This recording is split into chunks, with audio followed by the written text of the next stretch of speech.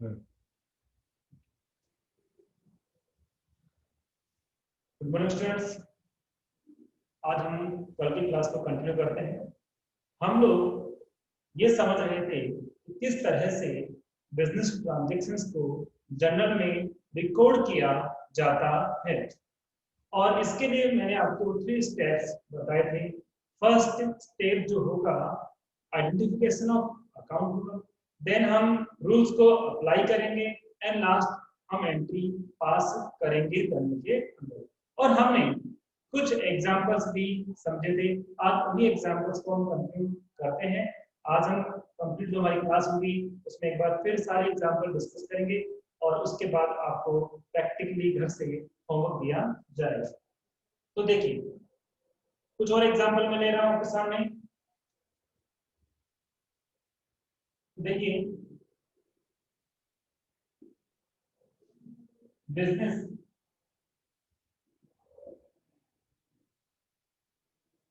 started by Rahul. Business start कौन कर रहा है? राहुल बिजनेस स्टार्ट कर रहा है। बट बिजनेस स्टार्ट कर रहा है तो क्या क्या कंट्रीब्यूट कर रहा है in the business? Firstly cash contribute कर रहा है 1 लाख। देन सपोज वो फर्नीचर भी कंट्रीब्यूट कर रहा है 5000 रुपीज का, एंड गुड्स भी कंट्रीब्यूट कर रहा है सपोज 45,000। ओनली कैश ही कंट्रीब्यूट नहीं कर रहा है, कैश के अलावा कुछ और भी वो बिजनेस में कंट्रीब्यूट कर रहा है। तो किस तरह से हम इसकी जर्नल एंट्री बनाएंगे? तो फर्स्टली जो स्टेप था वो क्या था? Identification of account. सबसे पहले हमें खातों का पता लगाना है कि कौन कौन से खाते इफेक्ट हो रहे हैं। ओके, तो सबसे पहले आपको कैश दिखा है। कैश कौन सा अकाउंट होता है? तो हम जानते हैं, मैंने आपको बताया था, कैश ऑलवेज रियल अकाउंट होता है। कौन सा अकाउंट होता है? Real account. हिंदी में कहें तो वास्तविक खाता इसे हम कहते हैं। देन हमारे सामने नेक्स्ट है फर्नीचर। फर्नीचर भी कौन सा अकाउंट होता है? रियल अकाउंट होता है। क्लियर? और नेक्स्ट है गुड्स। नेक्स्ट कौन सा है? गुड्स। अब देखिए, गुड्स को परचेज करें, सेल करें, तो आपको ध्यान रखना गुड्स से रिलेटेड ट्रांजैक्शंस जो होते हैं वो नॉमिनल कैटेगरी में आते हैं, नॉमिनल अकाउंट की कैटेगरी में आते हैं। आई मीन उसको हम हिंदी में कहें तो नाममात्र का खाता माना जाता है। तो देखिए, गुड्स में क्या होगा? ये भी बिजनेस के पास आया है लेकिन परचेज नहीं किया है, सेल नहीं किया है। डायरेक्टली किसने दिया है? डायरेक्टली ये बिजनेस के ओनर ने दिया है। इट मींस ये एक तरह से हमारे लिए क्या हो गई? एसेट्स। तो ये भी कौन सा हो गया? Real account. कौन सा हो गया? रियल अकाउंट हो गया। किसने कंट्रीब्यूट किया है? किसने कंट्रीब्यूट किया है? ओनर ने। तो जो हमारे पास स्टॉक होता है, ध्यान रखना ऑलवेज बिजनेस में जो स्टॉक होता है या ओनर के पास जो स्टॉक होता है वो बिजनेस के लिए क्या होता है? बिजनेस के लिए एसेट्स होता है। तो हम उस केस से बात करते हैं। गुड्स एक तरह से क्या है, यहाँ पर नॉमिनल अकाउंट होता है गुड्स, बट यहाँ गुड्स परचेज नहीं कर रहे हैं। यहाँ गुड्स परचेज नहीं कर रहे हैं, बल्कि बिजनेस का ओनर बिजनेस स्टार्ट करते टाइम पे दे रहा है। ये भी कौन सा अकाउंट हो गया? ये अकाउंट। अब बिजनेस स्टार्ट कौन कर रहा है? तो बिजनेस स्टार्ट कर रहा है राहुल। बिजनेस कौन स्टार्ट कर रहा है? बिजनेस राहुल स्टार्ट कर रहा है। Who is Rahul? Rahul is owner of the business. Rahul business का ओनर है। और मैंने आपको बताया था, आई टोल्ड यू, कि बिजनेस का ओनर बिजनेस में कुछ भी कंट्रीब्यूट करता है तो हम उसे कैपिटल कहते हैं।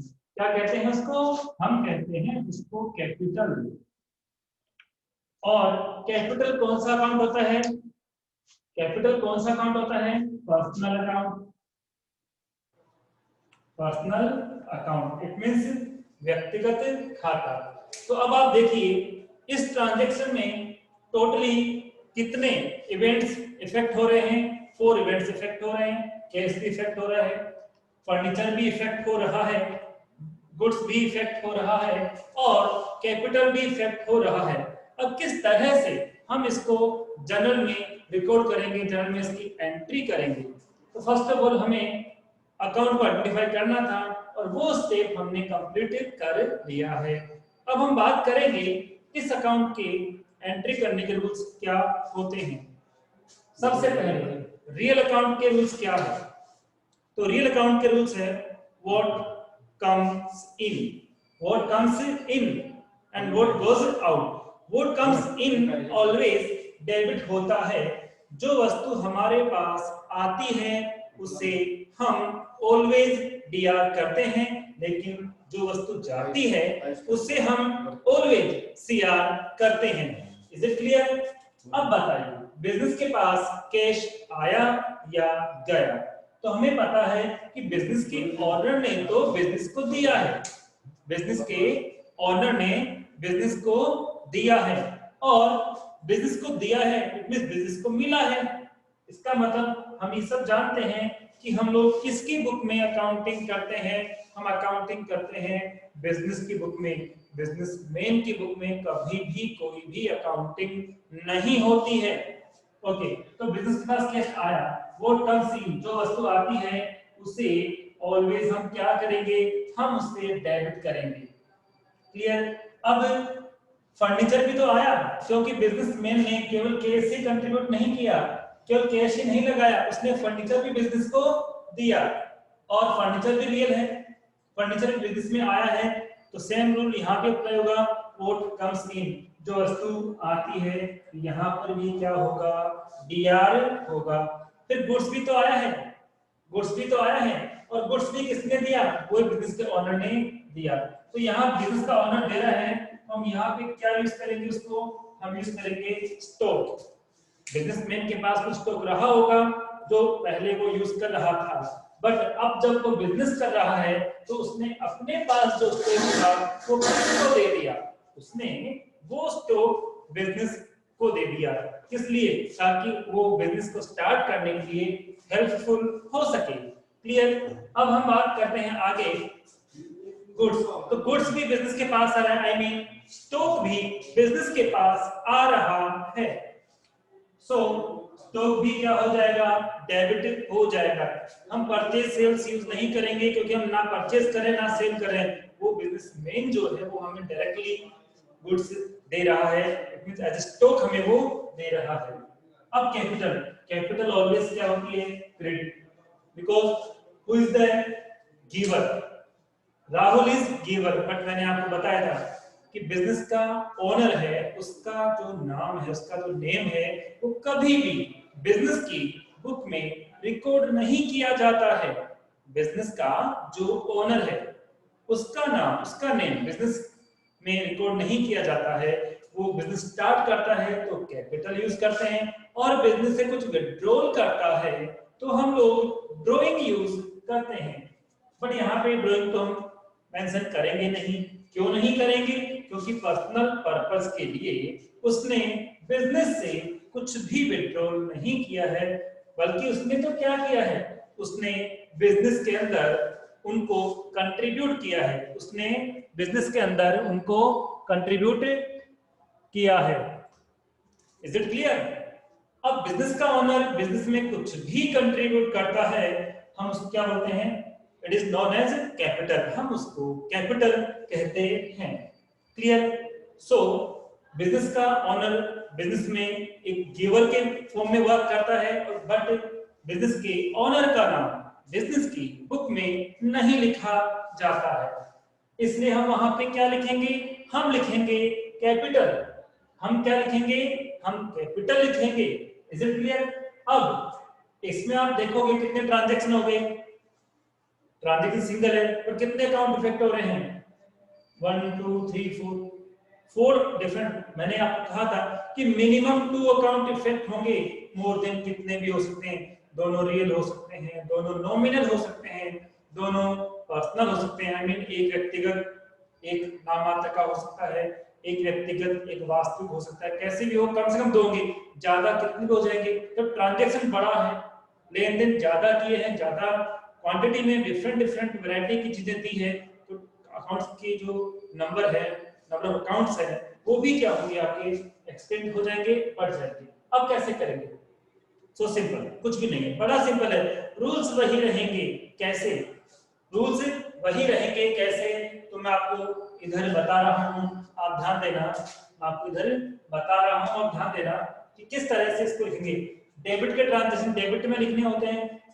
Suppose this is format of journal entries.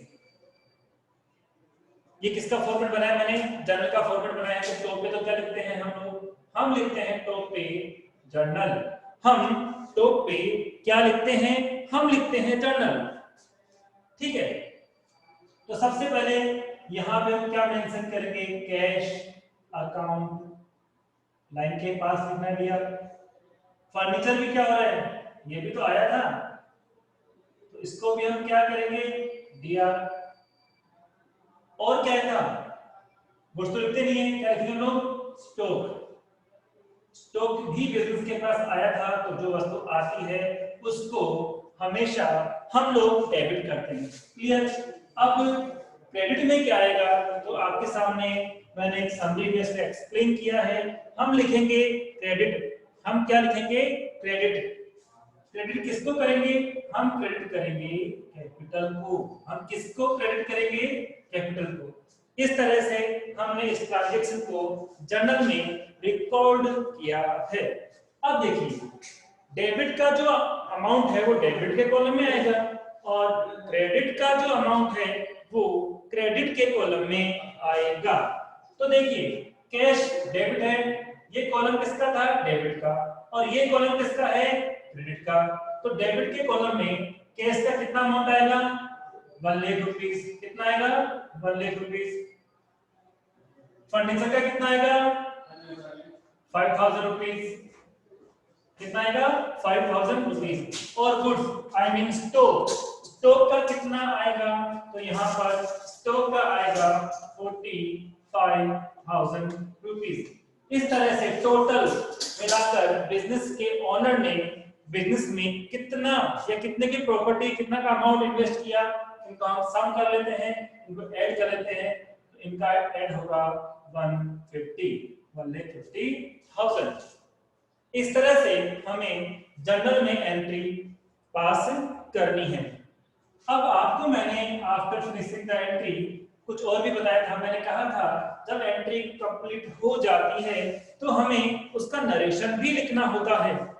Narration जो हमारा ट्रांजैक्शन है उसको एक समराइज बेसिस पे लिखना होता है। एक आर्ट है, नरेशन इज आर्ट, जिसमें हम क्या करते हैं? बिजनेस के ट्रांजैक्शन को समराइज वे में रिकॉर्ड करते हैं कि जो ट्रांजैक्शन हमने लिखा है एक्चुअली वो ट्रांजैक्शन था क्या, वो मैटर क्या था, तो उस मैटर को समरी में लिखना है। तो हम क्या करेंगे? मैंने कहा था स्टार्ट किससे करना है? बीइंग से करना है। तो बीइंग क्या स्टार्ट किया था? बिजनेस। तो being business started, second form use करनी है, बीइंग बिजनेस स्टार्टेड विद। अब विद के बाद क्या लिखना है? उसने क्या क्या चीज लगाकर बिजनेस स्टार्ट किया था, उस सबका नेम यहां पर यूज करना है। तो विद कैश भी कंट्रीब्यूट किया, फर्नीचर भी कंट्रीब्यूट किया, एंड गुड्स भी कंट्रीब्यूट किया। इस तरह से जब किसी भी ट्रांजैक्शन में मोर देन 1 अकाउंट इफेक्ट होता है तो हम इस तरह से एंट्री करेंगे, और इसको हम कहते हैं कंबाइंड एंट्री। क्या बोलते हैं? Combined entry. कंबाइंड एंट्री कब कहेंगे? जब किसी भी पर्टिकुलर साइड में मोर देन 1 अकाउंट इफेक्ट होगा तो हम उसको बोलेंगे combined entry. But combined entry के लिए एक रूल भी है जो नेसेसरी हमें यूज करना होगा, फॉलो करना होगा। रूल ये है कि डेट सेम होनी चाहिए। डेट सेम नहीं है तो हम लोग कंबाइंड एंट्री नहीं कर सकते हैं। We can't pass the combined entry if that are separate. That separate है तो हम लोग कभी भी अपनी जो एंट्री है उसको कंबाइंड बेसिस पे नहीं कर सकते हैं। Is it clear? अब हम नेक्स्ट एग्जांपल समझते हैं। इसका स्क्रीनशॉट ले लेना आप लोग।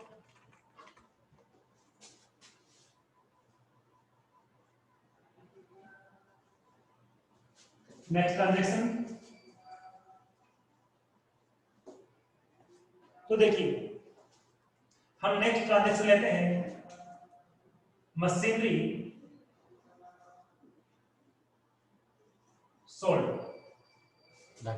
Rupees 60,000, machinery sold rupees 50,000।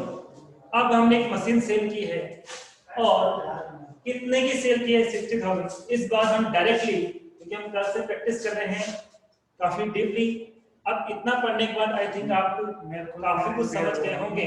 तो अब हम इसको डायरेक्टली पास करेंगे। कैसे पास करेंगे? तो देखिए मैं आपके सामने जनरल का फॉर्मेट ड्रॉ कर रहा हूं। मैं इसको काम करो तो ये रहा आपका जनरल का format. Is it clear? Format में you know first column is date, second column is particulars, pen drive है, next column is NF and last column is amount, debit and credit। ये हमारा फॉर्मूला। अब हमने जो rules पढ़े हैं उसके अकॉर्डिंग किस तरह से डायरेक्टली एंट्री हम इसके अंदर लेके आए। तो देखिए कंप्लीट जो वर्क को हमारे माइंड में रन करेगा उसके अकॉर्डिंग हम एंट्री पास करेंगे। मशीनरी सोल्ड की है, तो आप बताइए हम मशीन सोल्ड करेंगे, हमें क्या मिलेगा? किसी भी चीज को, आइटम को जब बिजनेसमैन सोल्ड करेगा या बिजनेस सोल्ड करेगा तो उसको क्या मिलेगा? पैसा मिलेगा। ऑब्वियसली पैसा मिलेगा। पैसे के लिए ही सारा वर्क किया जाता है, बिजनेस किया जाता है। तो हम जब एसेट सोल्ड करेंगे, एसेट्स को बेचेंगे, हिंदी में क्या बोलेंगे? मशीनरी सोल्ड का मतलब मशीन बेची। मैं हिंदी में भी लिख देता हूं, मशीन बेची। तो मशीन बेचेंगे, हमें क्या मिलेगा? पैसा मिलेगा। तो पैसा यानी कैश कौन सा अकाउंट हुआ? कैश कौन सा अकाउंट हुआ? रिप्लाई कीजिए एक बार। कैश कौन सा अकाउंट हुआ? रिप्लाई कीजिए। कैश कौन सा अकाउंट हुआ? जैसा कि लास्ट ट्रांजैक्शन में बताया था, कैश ऑलवेज कौन सा अकाउंट होता है? रियल अकाउंट होता है। और रियल अकाउंट का रूल क्या होता है? रियल अकाउंट का रूल होता है कि व्हाट कम्स इन, जो वस्तु आती है उसे डेबिट करना है। व्हाट गोस आउट, जो वस्तु जाती है उसे हमें क्रेडिट करना है। अब बिजनेस ने कोई मशीनरी सेल की है, सोल्ड की है, तो ऑब्वियसली पैसा आएगा। आएगा तो क्या करना है? डेबिट करना है। इसलिए हम लोग कैश को क्या करेंगे? हम डेबिट करेंगे। अब हमने मशीन सेल की, पैसा तो आ गया बट कुछ गया भी तो है। जो मशीन पहले हमारी थी, बेचने के बाद अब वो मशीन हमारी नहीं है, वो मशीन किसी और के ऑनरशिप में चली गई है। इसका मतलब ये हुआ मशीन नहीं है, मशीन जा चुकी है। किसके पास जा चुकी है? जिसको हमने मशीन सेल की है। तो मशीन आई या गई? मशीन गई। मशीन कौन सा अकाउंट हुआ? Also real account. मशीन भी रियल अकाउंट है। और मशीन जब जाती है, इट मींस कोई वस्तु जाती है, तो हम लोग ऑलवेज क्या करते हैं? हम ऑलवेज क्रेडिट करते हैं। इसलिए यहां पर हम क्या मेंशन करेंगे? मशीनरी। क्लियर? हम क्या लिखेंगे? मशीनरी। अमाउंट डेबिट का कॉलम जो बना हुआ है वो डेबिट के लिए बना हुआ है, क्रेडिट का कॉलम क्रेडिट के लिए बना हुआ है। कैश फ्रॉम डेबिट है, अमाउंट कहां जाएगा? डेबिट के कॉलम में जाएगा। मशीनरी जो क्रेडिट हुई है तो क्रेडिट का अमाउंट कहां जाएगा? क्रेडिट के कॉलम में जाएगा। ये तो हुआ आपका जर्नल को पास करना। अब क्या करेंगे? अब हम करेंगे कि इसको नरेशन में किस तरह से हम लोग एडजस्ट करेंगे। तो नरेशन ऑलवेज स्टार्ट कहां से करना है? ऑलवेज कहां से स्टार्ट करना है? हमें स्टार्ट करना है बीइंग से। बीइंग हमने क्या किया? मशीनरी सेल की। सेल को हम सेकंड फॉर्म में क्या बोलेंगे? सोल्ड। क्या बोलेंगे? सोल्ड कहेंगे। इस तरह से ये अपना ट्रांजैक्शन हो गया। Very good.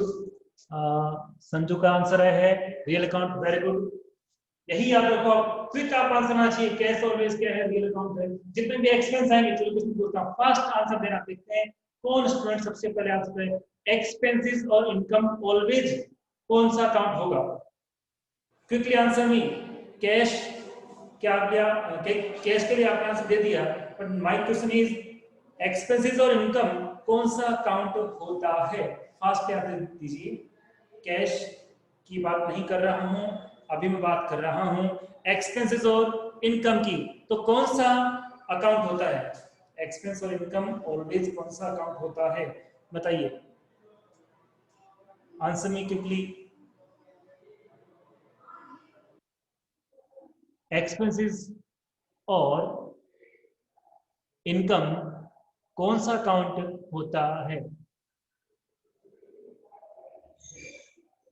मैंने इनकम डीआर तो कभी होती नहीं है, मैंने अभी ओनली आइडेंटिफिकेशन अकाउंट की बात की है कि किसी भी ट्रांजैक्शन में आपको इनकम दिखती है या फिर एक्सपेंस दिखता है तो उसका अकाउंट कौन सा होगा? वो पर्सनल होगा, वो रियल होगा, अदरवाइज वो नॉमिनल होगा। तीनों अकाउंट में से वो कौन सा अकाउंट है? फर्स्ट काम यही है कि हम चेक करें कि वो पर्सनल है, रियल है या नॉमिनल है। फर्स्ट वर्क ये है। मेरा आंसर ये है, वो टाइप्स ऑफ अकाउंट कौन सा है? एक्सपेंस और इनकम कौन से टाइप का अकाउंट होता है? Quickly answer me, quickly. डरना नहीं, आंसर देना है। एब्सोल्युटली, इनकम भी नॉमिनल होता है और एक्सपेंसेस भी नॉमिनल ही होता है। आप जब लास्ट वीडियोस जो हमारे हुए में चेक करना, सबसे पहले मैंने बात की पर्सनल की, तो पर्सनल के लिए ध्यान से सुनना, मैं रिपीट कर रहा हूँ ताकि जो आपके माइंड में डाउट है, आपके मुझसे आंसर नहीं आ रहा है, वो आपकी समझ में आ जाए। तो देखिए, पर्सनल अकाउंट कैसे समझोगे आप कि कोई भी ट्रांजेक्शन में पर्सनल अकाउंट है या नहीं है? कैसे समझोगे? हम सबसे पहले चेक करेंगे नेम ऑफ पर्सन। किसी व्यक्ति का नाम दिख रहा है आपको बिजनेस के ट्रांजैक्शन में, लेन देन में, पर्सनल है। किसी इंस्टीट्यूशन का नाम दिख रहा है, पर्सनल है। कैपिटल है, पर्सनल है। और ड्राइंग है, वो भी पर्सनल है। ओनली 4 पॉइंट यदि आपको दिख रहा है, कोई भी एक भी आ गया तो भी क्या है, वो पर्सनल अकाउंट ही है। रियल में क्या होगा? कैश, एसेट्स, वस्तु।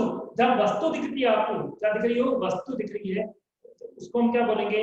हम उसको बोलेंगे real account. Machinery, furniture, computer, machine, laptop etcetera, ये सब क्या है? वस्तुएं हैं, इसलिए वो कौन सा होगा? रियल। और जो एक्सपेंस है, जो कौन से हैं? एक्सपेंस है। और जो हमारी इनकम है, वो ऑलवेज कौन से अकाउंट में जाएंगे? नॉमिनल अकाउंट में आएंगे। क्या सबके समझ में आ गया? क्या सबके समझ में आ गया है? आई थिंक सबके समझ में आ गया है।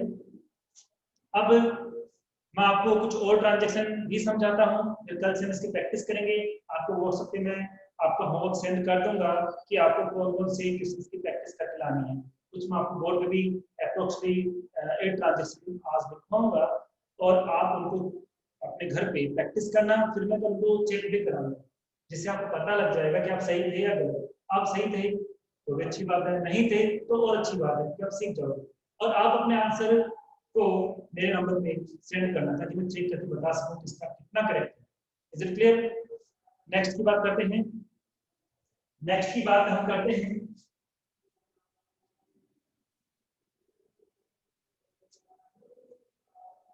तो एंट्रीज जो होगी वो हमेशा फॉर्मेट में होगी। स्टार्टिंग में समझाने के लिए मैंने क्या काम किया, हमने पहले आइडेंटिफिकेशन ऑफ अकाउंट किया, फिर रूल्स लगाए, फिर पास एंट्री की। लेकिन आपको समझाने के लिए जब हम एंट्रीज बनाएंगे तो हमें सारी बातें जो हमें समझाने के लिए मैंने बोर्ड पे लिखी थी वो कहाँ रन करनी है?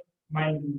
कौन सा कहाँ इंटरनेट करना है? ओनली जनरल एंट्री पास करने का जो वर्क है वो आपको लिखना है, बाकी सारे वर्क माइंड में आपके चलेंगे। हाँ, आपको लगता है कि थोड़ा सा टाइम लग रहा है तो आप रफ में वो सारा प्रोसेस कर सकते हो। तो मैं फिर से फॉरवर्ड कर रहा हूं आपके सामने एंट्रीज का। ठीक है, अब देखिए एक ट्रांजेक्शन और लेके आ रहा हूं। किराया चुकाया, और मान लेते हैं 6,000 रुपए का किराया। किराया चुकाया और मान लेते हैं किराया कितने का था? 6,000 रुपए। इंग्लिश में क्या बोलेंगे? Rent paid. इंग्लिश में क्या बोलेंगे? Rent paid. अमाउंट कितना है? 6। ₹1000। अब इसको किस तरह से जर्नल में लिखा जाएगा, किस तरह से लिखेंगे, अभी बात करते हैं कैसे लिखेंगे। रेट क्या है, इस बार आके आंसर के साथ चलेंगे ताकि आपको समझ में आए। रेट क्या है, एक तो आपको रेंट लिखा है इसके अंदर, किराए को इंग्लिश में क्या बोलते हैं, रेंट। और रेंट चुकाया तो क्या गया हमारे पास से, हिडन पॉइंट क्या है, कैश। हम कभी भी पेमेंट करने जाते हैं तो हमें क्या देना पड़ता है, हमें कैश देना पड़ता है। क्या देना पड़ता है, कैश। तो सेकंड क्या आया, कैश आया। ये वर्क आपको करना क्या है, माइंड में, मतलब एक बार फिर से समझा रहा हूं आपको, माइंड में करना है। अब बताइए रेंट कौन सा अकाउंट है और कैश कौन सा अकाउंट है। क्विक आंसर, रेंट कौन सा अकाउंट है और कैश कौन सा अकाउंट है। देखते हैं, अभी तक जो रिप्लाई आ रहा है वो अभी संजू यादव के आ रहे हैं, बाकी किसी भी स्टूडेंट के रिप्लाई नहीं आ रहे हैं। आप रिप्लाई दोगे तो ही आपको पता चलेगा कि आप करेक्ट थे या नहीं थे। आंसर दोगे तो ही पता चलेगा आपको कैश रियल अकाउंट है। और अब की बार भी आंसर संजू का आया है, कैश तो रियल अकाउंट है, एब्सोल्युटली करेक्ट। देन रेंट कौन सा अकाउंट है, रेंट कौन सा अकाउंट है, रेंट कौन सा अकाउंट है। आंसर करिए, दीजिए, गलती से मत डरिए। गलती करोगे तो ही सीखोगे, सुधार तभी होगा जब गलती का पता चलेगा। जब तक गलती का पता ही नहीं लगेगा आप उसमें करेक्शन नहीं कर पाओगे, इसलिए आंसर दीजिए। रेंट कौन सा अकाउंट होता है, रेंट, रेंट क्या है, एक्सपेंसिव। रेंट क्या है, एक्सपेंसिव। जिस बिजनेस को हम किसी शॉप में चला रहे हैं तो शॉप का जो ऑनर है विदाउट रेंट हमें शॉप क्यों देगा, तो हमारे लिए क्या हो गया, एक्सपेंस हो गया। और जस्ट थोड़ी देर पहले मैंने आपको बताया था कि एक्सपेंस ऑलवेज कौन सा अकाउंट होता है, एक्सपेंस हो या इनकम हो, ऑलवेज नॉमिनल अकाउंट होता है। कौन सा अकाउंट होता है, नॉमिनल अकाउंट होता है। नॉमिनल अकाउंट को हिंदी में क्या कहेंगे, नाममात्र का खाता कहेंगे। कौन सा खाता कहेंगे, नाममात्र का खाता कहेंगे। अब हम रूल्स को अप्लाई करते हैं, अब हम क्या करते हैं, रूल्स को अप्लाई करते हैं। तो रेंट बिजनेस के लिए क्या है, एक्सपेंस है। अब ये बताइए कि एक्सपेंस डेबिट होगा या क्रेडिट होगा।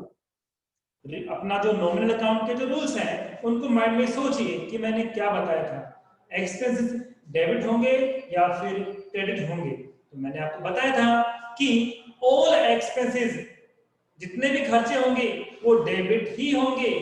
तो रेंट क्या है, रेंट एक्सपेंस है, इसलिए क्या होगा, ये डेबिट होगा। तो हम सबसे पहले क्या करेंगे, रेंट अकाउंट डेबिट, क्योंकि जब एंट्री पास करते हैं तो डेबिट को पहले लिखते हैं, क्रेडिट को उसके नीचे लिखते हैं।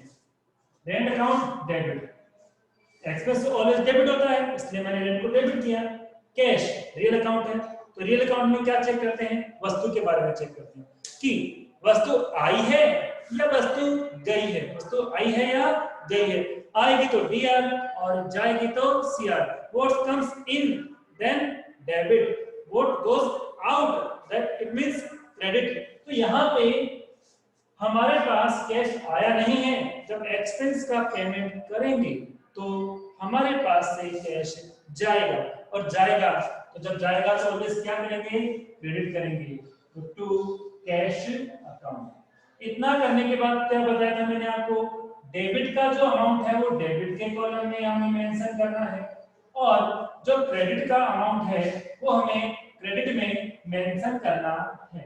इट मींस यहां भी कितना लिखेंगे, 6। ये ऑलवेज मस्ट बी इक्वल, हमेशा इक्वल होना चाहिए, debit equal to credit. Then हमें क्या करना है, नरेशन लिखना है।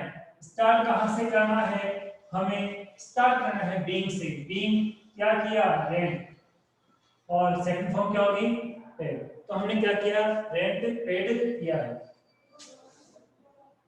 Okay, I want to tell you again, answer देने में हेजिटेट मत रहो, आंसर दो, तभी आप आपकी न्यू क्लास है, न्यू सब्जेक्ट है, रिप्लाई करोगे तो सब्जेक्ट भी आपके लिए पुराना हो जाएगा और इजीली समझ में आएगा। This is base of accountancy. Clear? और सिंगल स्टूडेंट्स के आंसर आ रहे हैं, बाकी का नहीं आ रहे हैं, तो प्लीज आप रिप्लाई किया करें। ओके, आगे बढ़ते हैं। तो फिर से एक बात होगा, एक्सपेंस और इनकम कौन सा अकाउंट होगा? नॉमिनल, मतलब नाम मात्र का। ओके, नेक्स्ट की बात कर लेते हैं, यहीं पे कर लेते हैं। इस बार डायरेक्टली करेंगे।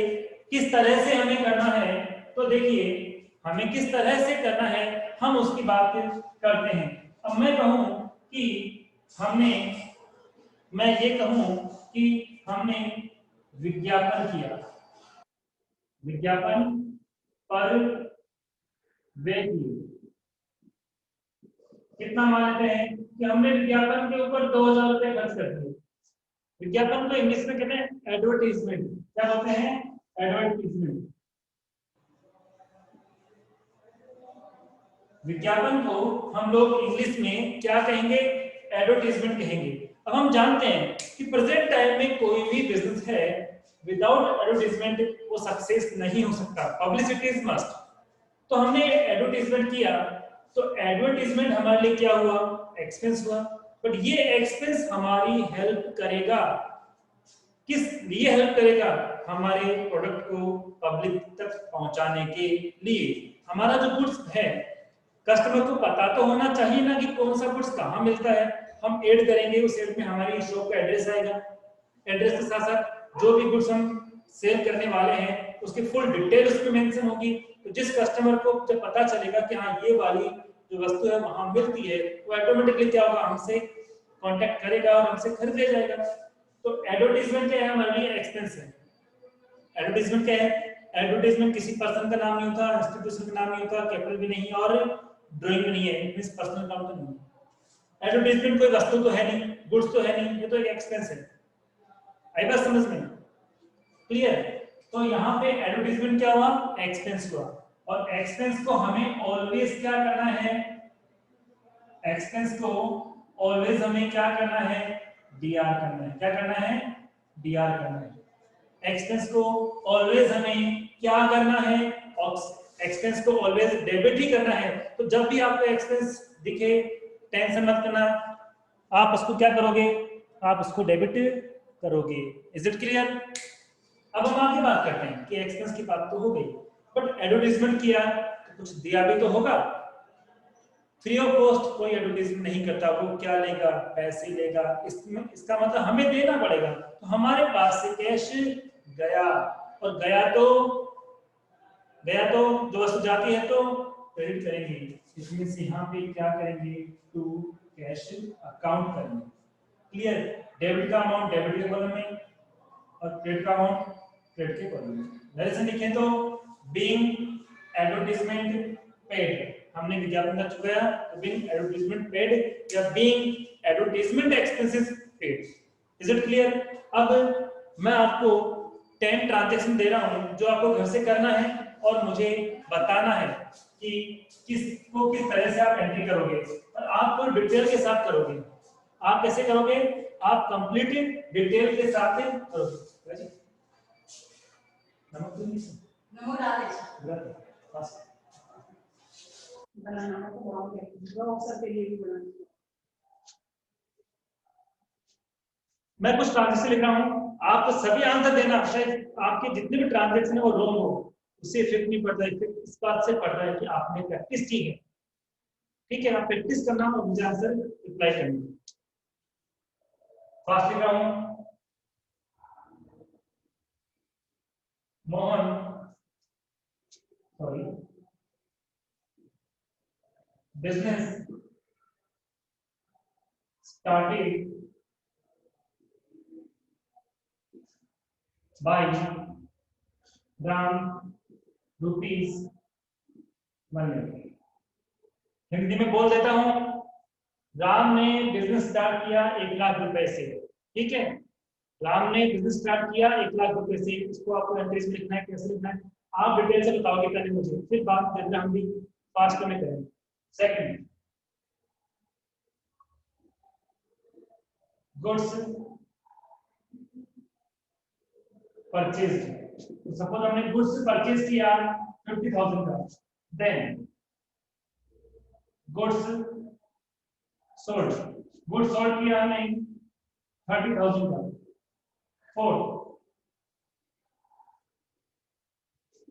बिल्डिंग परचेज सपोज बिल्डिंग हम परचेज कर रहे हैं 40,000 रुपीज की। नेक्स्ट फर्नीचर सोल्ड किया हमने 10,000 का। Next wages paid. वेजेस क्या होती है? तो हम लोग एक हिंदी में वर्ड यूज करते हैं मजदूरी। हम हिंदी में एक शब्द यूज करते हैं मजदूरी, एक्चुअली उसी शब्द को इंग्लिश में हम लोग क्या कहते हैं? वेजेज कहते हैं। तो सपोज किसी लेबर को मजदूर को हमने 1,000 रुपए की मजदूरी चुकाई है। नेक्स्ट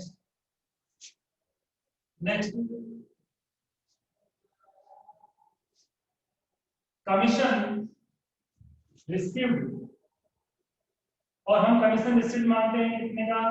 500 रुपीज का। Next rent received 2,000। ये 8 ट्रांजेक्शंस मैं आपको घर से एज अ होमवर्क दे रहा हूं। ये आपको सभी को सोल्व करना है,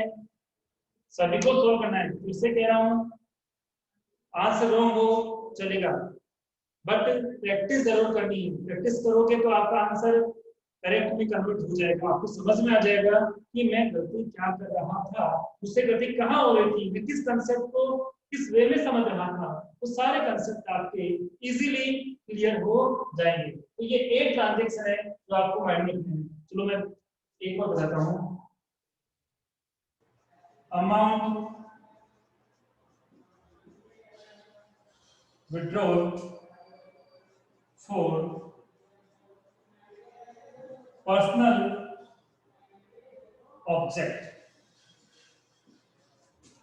ऑब्जेक्ट के लिए 1,000 रुपए का अमाउंट विड्रॉल किया है। इस तरह से आपको मैंने 9 ट्रांजेक्शन दिए हैं। क्लियर? और बिजनेस में इसी तरह के ट्रांजेक्शन होते रहते हैं, इन्हीं को हमें प्रॉपर बिजनेस की लैंग्वेज में रिकॉर्ड करना है। ओके, किसमें रिकॉर्ड करना है? बिजनेस की लैंग्वेज में हमें इनको रिकॉर्ड करना है। तो सभी स्टूडेंट्स ये सारा जो मैंने आपको होमवर्क दिया वो करेंगे। Is it clear? और मुझे आंसर सेंड करेंगे। आज ही इसको करना और मुझे इवनिंग तक आप सेंड कर देना आंसर। मैं चेक करके बता दूंगा किस पर्सन की कितनी एंट्रीज करेक्ट है। जो रॉन्ग होगी फिर कल मैं उनको एक्सप्लेन कर दूंगा। Okay, done? तो आप इस चीज को ऑलवेज ध्यान में रखना। Thank you.